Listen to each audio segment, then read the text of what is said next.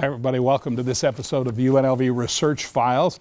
I'm Gary Waddell. During the State of the University address last September, UNLV's president introduced a new initiative to stimulate ideas at UNLV. The Collaborative Research and Education Initiative, or CORE, is meant to stimulate interdisciplinary research and education. At the heart of the initiative are CORE Fellows, individuals chosen to lead these efforts on campus. We'll meet a number of those CORE Fellows tonight. But here to begin the discussion, Interim Vice President for Research and Economic Development, Tom Piota. And it is good to have you with us again to start the program as always. This is a brand new initiative for UNLV. What was the impetus behind this? Right. Well, I think there's a lot of things. Part of this is UNLV advancing in research and wanting to become a Tier 1 institution. And as part of that is crossing disciplinary boundaries, having faculty and students being able to work together in team science areas that really address large societal problems that are really relevant for our region, but also of national and global significance also. Whether those are in areas of health or natural resources or urban and social issues. These are all really grand challenges that no one discipline by themselves can really address. They certainly do cross the lines, don't they? Right. And I think that's the idea. So we want to be able to stimulate, how can people work together? How can we get competitive grant funding to do this also? Because the funding agencies are looking for people to work in teams together to address these grand challenges. Is this an ongoing project, or is there a destination for this, or is it just something that will progress and make life easier? Right. It's something that's been ongoing over the last, I would say, year and a half, and we're very much allowing it to be faculty driven. So we want faculty to bring forward those ideas of what their interests are and what are the areas that they want to be working in. We also recognize that there's a real community aspect to this too, and this is a great opportunity to work together with community partners too that see the relevance of this type of research and how it impacts our community or how it might impact businesses also. We talked about CORE Fellows in the introduction. They've been chosen from across the university. What does it take, and what is to be a CORE Fellow, and what does that mean outside the academic world? Right. So, I mentioned this is really faculty driven, and I think the CORE Fellows represent who are those faculty that we want taking leadership role in this that cross over a lot of different areas on campus, are a good representation of those areas on campus, whether those are in science or engineering or liberal arts or humanities, that can help move this forward. They're well-established researchers and educators on campus too, so they can provide great mentorship to people on campus too, and they can help develop teams on campus also. And then as we outreach and work with people in the community too on this, they'll be the ones that are helping do that along with the faculty on campus. Sounds to me like there were a lot of people involved who were considered for this, because you've got so many good people on campus. How did you come up with the final decision on who starts this? Right. Initially a year ago, or I would say about 6 months ago, we had a lot of convening groups. We had about over 300 faculty come together to talk about their interest in CORE.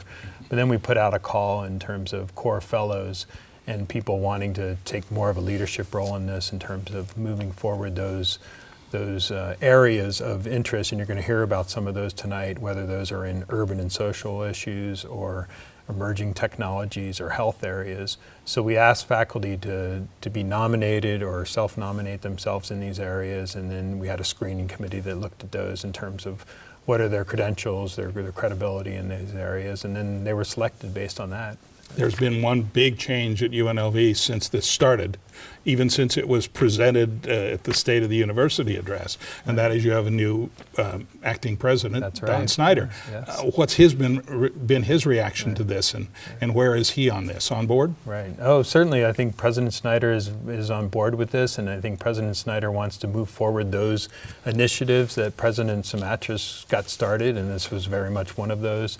We want to be able to continue to move those forward. I think President Schneider very much he's well known in the community, is going to help us connect up a lot of what we're doing with these core initiatives and help connect those up in the community also. Tom, thank you very much. We'll find out a lot more about it in the next 20 minutes or so. Great. Appreciate your being here. Thank you so Thanks. much. Stay with us. Research Files will be right back right after this short break.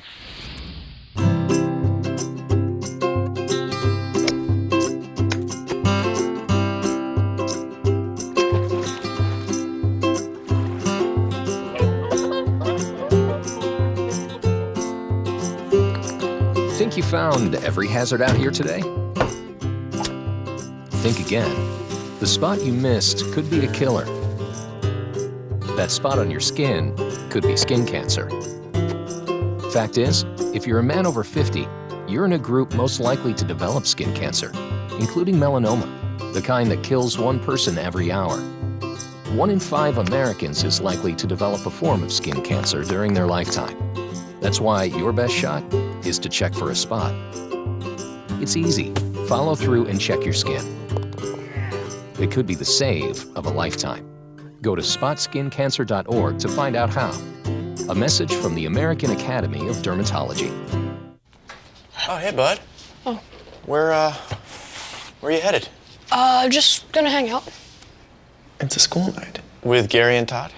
Yeah? Not sure about those two. I've been meaning to ask you. This is tougher than I thought. Is there any drinking going on in this crowd? No? I hope not, because alcohol can lead you to say things and do things that you really wish you hadn't. Isn't this what you're supposed to say? I know. So if any of your buddies ever pressure you to take a drink, just tell them you promised your dad you wouldn't. I'd do anything to keep you safe.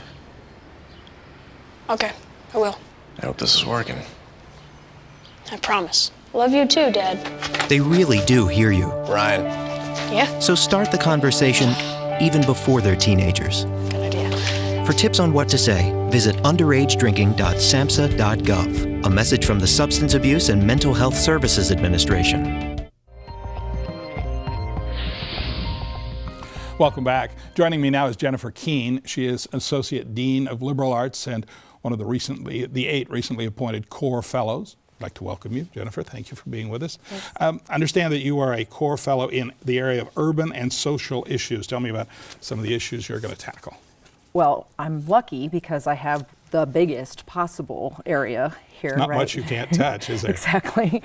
So, I mean, I have a very long list of possible topics to tackle, but I mean, just off the top of my head, education, social and behavioral and mental health issues, aging and life course issues, poverty and income inequality, social inequality in the Valley, urban and sustainability issues, so the built environment and the resource issues, resource problems, environmental sustainability issues. That's what I'm trying to say. That was really bad. No, you did good. That's fine. And just lots of crime and deviance. If you solve just half of those, think of the difference in quality of life in Southern Nevada. I mean, oh yeah, that totally. Really is so much of what Southern Nevada's problems are. Right, and those are things that happen in Southern Nevada. They happen in the region. That's they happen true. in the nation. Yeah, right. I don't want to single us out. No, but it's all relevant at every level that you can think of, and almost anything that's plaguing us is also a problem somewhere else. And a lot of interdisciplinary issues to tackle. There'll be a lot of people involved in this. Every single one of those topics and all the other ones that you could possibly come up with could really benefit from lots of people working together on them. So you can have people working on behavioral and mental health issues, for example, that are working with the possible med school project that's underway, as well as psychologists in the College of Liberal Arts, as well as people in health sciences, I mean, all across campus. I imagine working across those is a little challenging, though, getting everybody to kind of come together at the same time and same place. And well, I mean, that's probably the hardest thing, I think, is probably just scheduling the meeting, right? I mean, we've got a lot of busy people who are all engaged in lots of things. And so if we can get them all in the same room, if we can get the meeting to happen, I think there's lots of potential. Sometimes people have worries about cross-disciplinary work, but I think most people who do it really enjoy it. Collaborative relationships, when they work, are super productive, actually kind of fun. Mm-hmm. The quality of the research is usually better. The quality of the publications is usually better. And the division of labor, if it's explicit and clear and people know what they're supposed to do and how they fit on a team, I mean, it can be really a great experience. And so once you're kind of introduced to that and you make relationships and networks, then and you're brought into teams like that, then there's a lot of really great potential and people really benefit from it. How do you move beyond the research and the reports to making life better? Oh gosh, that's a really hard thing. But I mean, each one of the things, any kind of project that is on an urban or a social issue, I mean, they all have different kinds of relevance for policies, for practice. And so that's really up to researchers, I think, to actually take a particular social issue that they're working on and not just do research for the sake of research, but also to prove its importance to the world. And most people really do want to make an impact on the world, and so they're interested in making those connections. Is there a most critical issue, or are they sort of equal? I don't think I can say that at all. I think they're all, I mean, you can try and prioritize them, but I don't think I can do that. I think it's going to be something that's going to come from the faculty who, we've got some amazing people who are already doing really great interdisciplinary work on campus, right? And so we've got existing teams who are doing fantastic interdisciplinary work and who that the core fellows can maybe help a little bit, right? We can add to their teams, we can try and help them find resources and expand and make them even more competitive for federal funding. We also have people who are looking for partnerships and relationships on campus and with other institutions. So there's different levels at which I think the core fellows can try and facilitate these kinds of things. What are some of the things that you've been doing prior to this?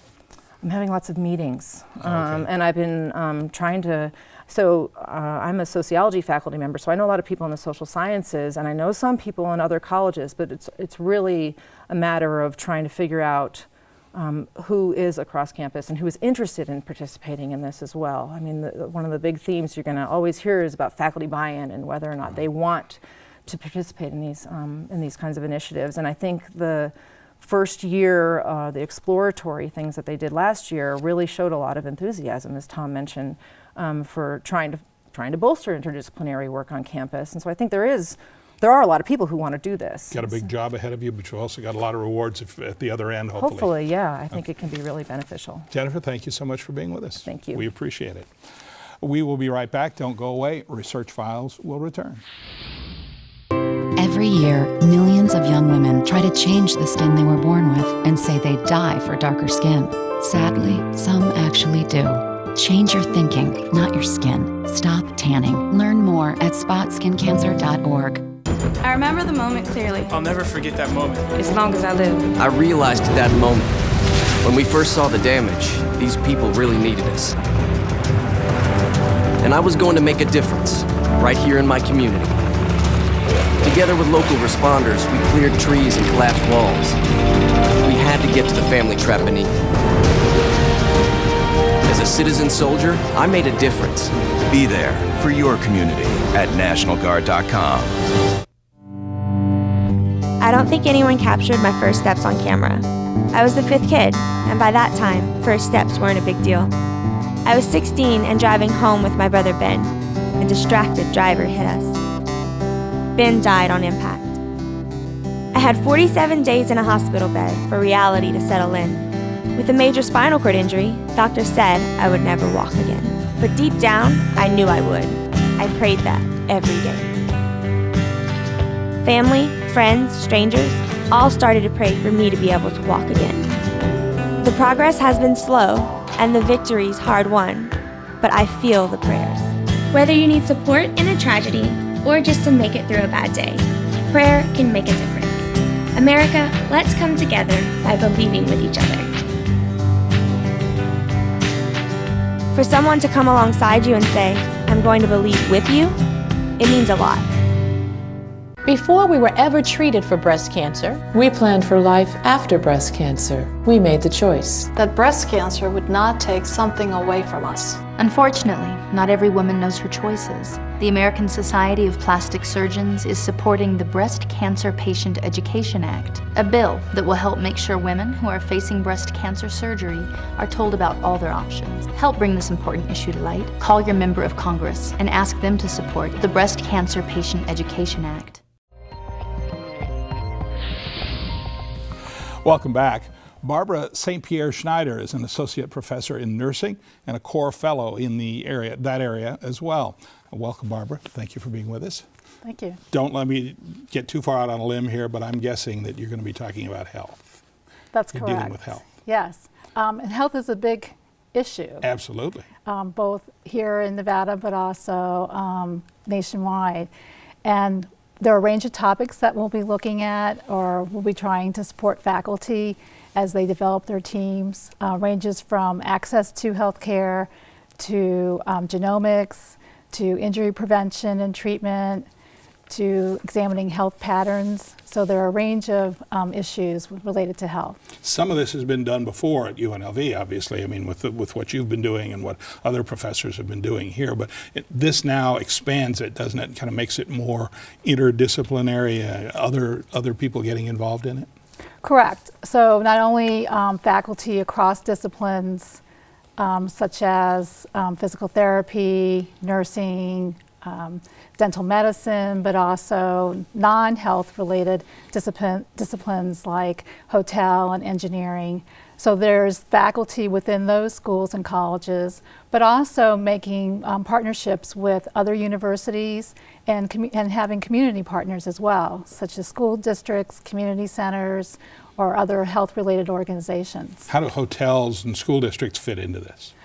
Well, so they're separate, but for example, there's an interest in the hotel college looking at hospitality and healthcare. So trying to give patients a better experience when they're in the hospital. School districts, there are a number of issues such as obesity, so trying to approach it from a school perspective. So how is your unit going to be set up? Sort of, I mean, you're obviously going to meet, but you're going to have a bunch of other people involved and talk about all of this? Right, so along with the other core fellow, Dr. Janet Dufek, she and I will work together collaboratively to go out and find teams or develop new teams to address these issues. So we are starting to put our plan together to identify faculty and teams who need support and also identify issues that may be of interest to faculty. When you get done sort of identifying and looking at all of this, then how do you move beyond academic research into the real world with this? Well, that's a challenge. It takes 17 years to go from sort of the bench to bedside. And there's a real interest in all health-related fields to shorten the time that it goes from research to clinical practice. Mm-hmm. And so I think by having those community partners, that will really help speed things along. I know that's got to be frustrating for people who see good things happening and just can't get it out at this point. Right. But also we want to make sure that what we're getting out is solid.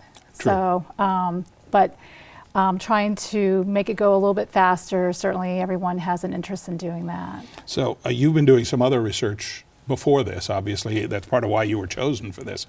Tell me a little bit about that.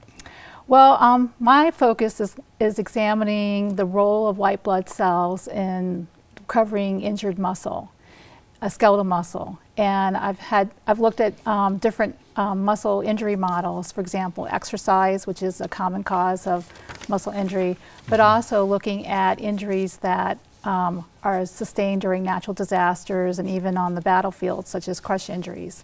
And my current project, we're looking at the effect of air transport on muscle recovery. So, and that is an interdisciplinary team. I have collaborators at the University of Washington and the University of Cincinnati. Okay, Barbara, thank you very much. Very interesting. Thank you. I wish you good luck. It's a big project, but I'm sure it'll be interesting. Thank you so much. Thanks. Time for another short break. We will be back with our final fellow right after this. I remember the moment clearly. I'll never forget that moment. As long as I live. I realized at that moment, when we first saw the damage, these people really needed us. And I was going to make a difference, right here in my community. Together with local responders, we cleared trees and collapsed walls. We had to get to the family trapped beneath.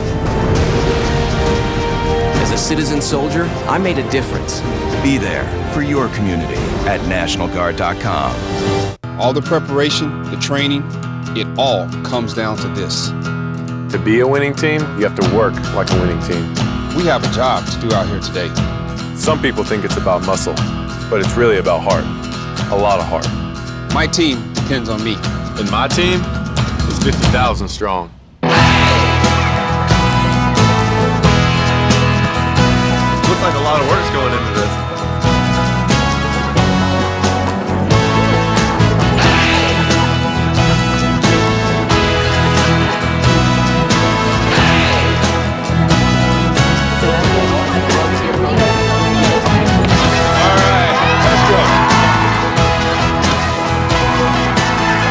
This is what it feels like to be part of a team. A winning team. The action team. Get in on the action at actionteam.org. Are you in? We hold these truths to be self-evident, that all men are created equal. The torch has been passed to a new generation of Americans. The American dream need not forever be deferred. It's the richest, the most powerful country.